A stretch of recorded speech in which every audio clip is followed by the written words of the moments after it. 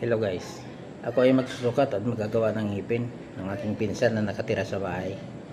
Ayan, libre lang to guys. Ito ay Reprogel. Ayan o.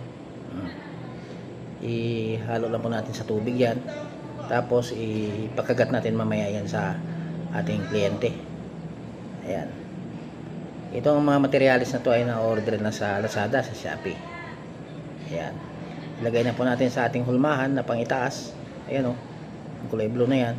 At medyo patag-patagin lang po natin ng konti yan para hindi naman magdamusak dun sa bunganga ng ating kliyente. Ayan o, pagkagat na natin.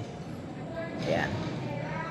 So medyo katamtaman lang po ang kagat nyan. Tapos 3 minuto pwede na nating buhusan niya ng simento na ang pangalan ay Caston. Yan, sa Lazada meron yan. Saka sa Shopee. Ayan o. So tubig lang din ang panghalo dyan. Yan. Ayan, medyo halo-haloin lang po natin yan. Dapat medyo hindi damusak. Kadamtaman lang po. Ayan, tapos ibuhos na po natin dyan. Ayan. Medyo punuin natin ng maigi yan. Ayan.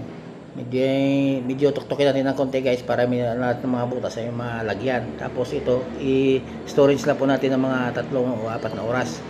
Ayan o, ganito na siya o. Ayan, ganyan na po. Diyan na po natin bubuhin yung ating ngipin.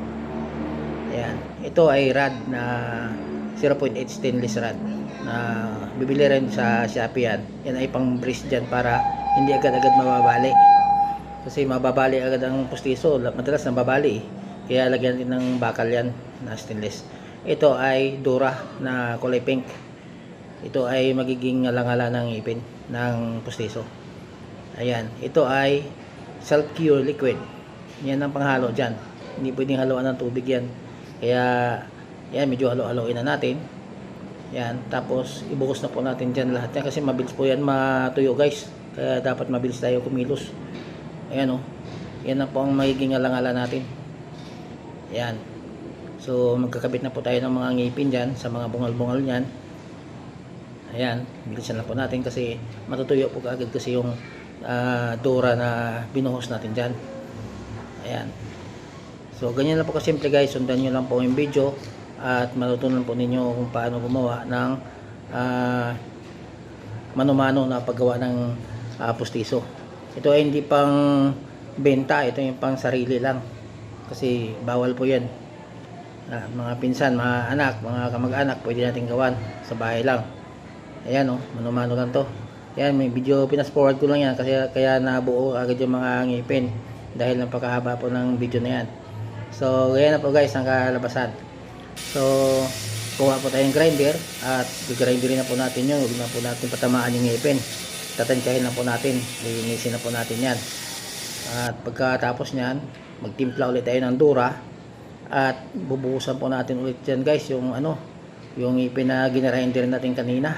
Yung pustiso. Para maging shiny siya uli. Ayan o. Ayan, napakasimple na po ang paggawa nito guys. At pagkatapos nyan, kukuha lang po tayo ng planggana na may tubig. Tapos lihain po natin yan. Ayan o.